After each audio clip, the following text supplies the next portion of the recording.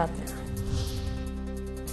अभिनेते जितेंद्र यांच्या अंधेरी परिसरातील 2 भूखंडांची विक्रमी विक्री। जितेंद्र यांनी अंधेरीचा भूखंड 855 कोटींना विकला।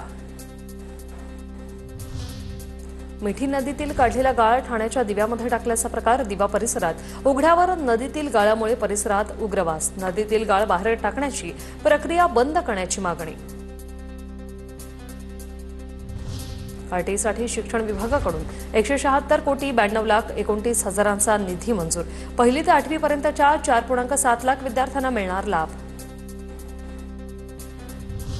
मुंबईत पश्चिम रेल्वेत विनातिकीट प्रवास करणाऱ्या प्रवाशांवर कारवाई। एप्रिल ते मे या 2 महिन्यात केलेल्या कारवाईत 43.54 कोटींचा दंड वसूल। मुंबई विभागात 11 कोटींच्या दंडाचाही समावेश।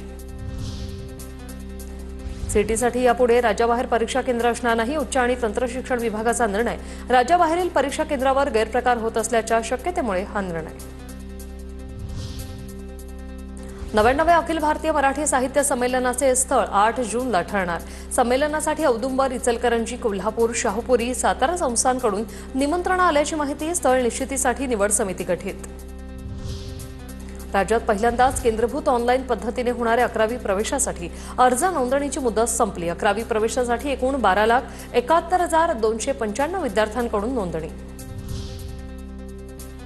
राज्य मंडळाकडून 10वीच्या गुणपत्रिका विद्यार्थ्यांच्या डिजिलॉकरमध्ये उपलब्ध। राज्यातील 14,55,477 विद्यार्थी 10वीच्या परीक्षेत उत्तीर्ण झालेत।